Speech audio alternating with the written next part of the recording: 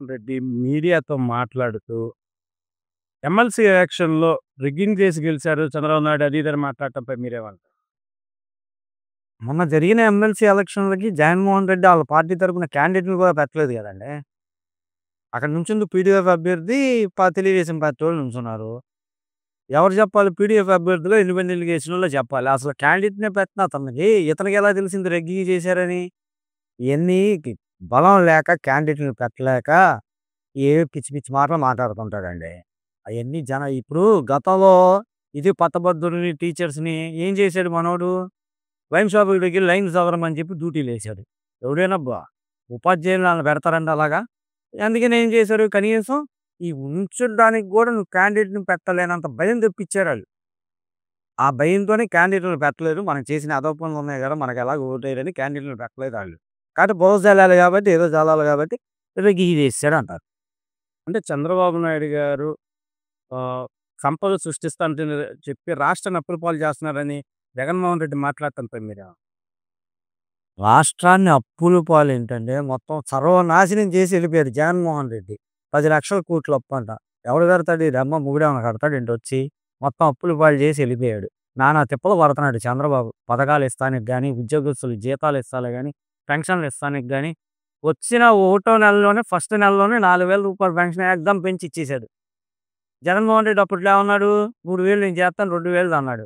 5 సంవత్సరాలకి గాని 3,000 ఇవ్వలేకపోయాడు. అప్పుల పాలు 8 నెలలు అయింది వచ్చి. 8 నెలల్లో ఏంటి కనీసం సూపర్ 6 పథకాల్లో 3 పథకాలు ప్రవేశపెట్టేసాడు, రన్నింగ్‌లోకి వచ్చినాయి. ఇంకో 3 పథకాలున్నాయి. ఇన్ని అప్పుల్లో ఉన్నా సరే రాష్ట్రాన్ని నా గాడిలో పెట్టుకుంటున్నాడు. అటు పరిపాలన చేసుకుంటున్నాడు, ఇటు సంక్షేమం చూసుకుంటున్నాడు, అభివృద్ధి చూసుకుంటున్నాడు. ఇన్ని పనులు చేస్తున్నాడు. ఏమి లేదు అప్పుల పాలంటే ఇంకా ఇతను 2019-24 మధ్యలో దశలో ఉన్నాడు కాబట్టి అప్పులు అప్పులు అంటున్నాడు. గా జగన్మోహన్ రెడ్డి టైంలో ఏంటంటే ప్రతి నెల ఒకటో తారీఖు వస్తే బొచ్చెట్టుకుని అప్పుకు పరిగెత్తాలి. ఎవరు? అప్పుడున్న ఫైనాన్స్ మినిస్టర్. అప్పుల పాలు చేసేసి సర్వనాశనం చేశాడండి. అయి ఇంకా పాపం బాగు చేసుకుంటున్నాడు రాష్ట్రాన్ని చంద్రబాబు గారు. అంటే సార్ ఇప్పుడు జగన్మోహన్ రెడ్డి అంటున్నాడు మీడియాతో మాట్లాడుతూ, బడ్జెట్ సమావేశాల్లో ఇచ్చిన హామీలు సూపర్ సిక్స్ పథకాలు ఏమి దాంట్లో లేవు అజీజ్ అని మాట్లాడుతున్నారు. దాని మీద మీరేమంటారు? అసలు జగన్మోహన్ రెడ్డి చేసిన పనికిమాలిన పనికి రాష్ట్రాన్ని అసలు ఎవడు ఏం చేయలేడు దాన్ని. ఇంకా చంద్రబాబు గారు కాబట్టి అన్ని పథకాలు, సంక్షేమం ఆగకుండా అన్నీ చేసుకొస్తున్నాడు. రెవెన్యూ పెంచుకుంటున్నాడు. అమరావతి చూసారా? 5 సంవత్సరాలు పడుకోబెట్టాడు. రాజధాని లేని రాష్ట్రాన్ని పాలించిన ముఖ్యమంత్రి చరిత్రకెక్కాడు జగన్మోహన్ రెడ్డి. ఇప్పుడు చంద్రబాబు గారు వచ్చారు. మళ్ళీ అమరావతి రాజధాని. మళ్ళీ వెలిసెళ్తదది. ఇప్పుడు రాజధాని ఉంటేనే కదండీ పెట్టుబడులకైనా, దేనికైనా సరే వచ్చేది. రూపాయి డబ్బులు వచ్చేది గాని, ఉద్యోగాలు వచ్చేది గాని ఏదైనా. 5 సంవత్సరాలు దాన్ని నాశనం చేసి, ఇప్పుడు జనాలు కొట్టి 11 సీట్లు ఇచ్చి పక్కన కూర్చోబెడితే, ప్రతిపక్ష హోదా కూడా లేకుండా, సిగ్గు లేకుండా ఇంకా ఏదో మాట్లాడాలి. పార్టీ వాళ్ళు వెళ్ళిపోతున్నారు. కాపాడుకుంటా ఏదో మాట్లాడాలి కాబట్టి పిచ్చి పిచ్చి మాటలు మాట్లాడతారు. అంటే ప్రతిపక్ష హోదా గతంలో చంద్రబాబు నాయుడు దగ్గర ఉన్న 23 మంది ఎమ్మెల్యే 5 ఎమ్మెల్యేలు వస్తే ఆ రోజు ప్రతిపక్ష హోదా లేదైనా నేనే ఇచ్చాను అది నేను చెప్పడంపై మీరేమంటారు అసలు?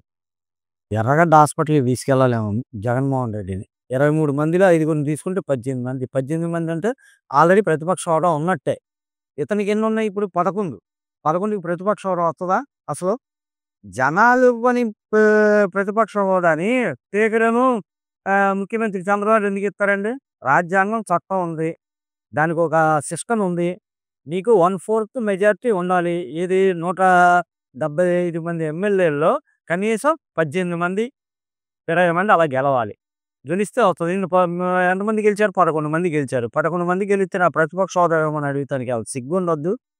అసలు ముఖ్యమంత్రి చేశాడా? లేకపోతే గాలిలో కొట్టుకొచ్చారా కూడా అర్థం కాట్లా.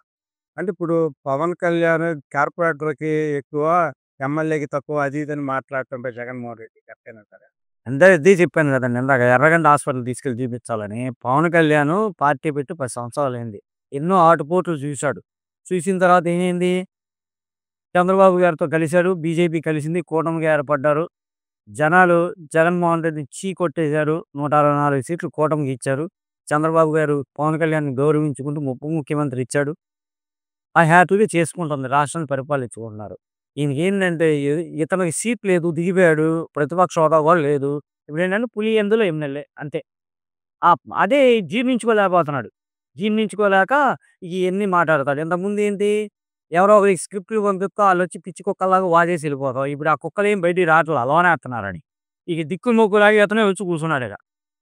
అంటే ఇప్పుడు ఆ స్పీకర్‌కి లెటర్ రాసాడు. నేను నాకు ప్రతిపక్ష హోదా ఇవ్వాలి అది ఇది అని స్పీకర్‌ల లెటర్ రాయటం, దాన్ని బట్టి ఇప్పుడు ఆయనకి ప్రతిపక్ష హోదా వస్తదని ఆయనకి కలగంటున్నారు. నిజమేనంటారా అది? పిచ్చి పరాకాష్ఠకి చేరిందండి జగన్మోహన్ రెడ్డికి. ఇక నాకు తెలిసి మెదడులో నరాలు చితికిపోయి చెవులోంచి, ముక్కులోంచి రక్తం వస్తదిక. ఇలాగ ఆలోచిస్తే పిచ్చి పిచ్చిగా. స్పీకర్‌కి ప్రతి లెటర్ రాసాడు. కోర్టుకి గూడా ఎళ్ళాడు దాని మీద. ఇలాగే ఉంటది.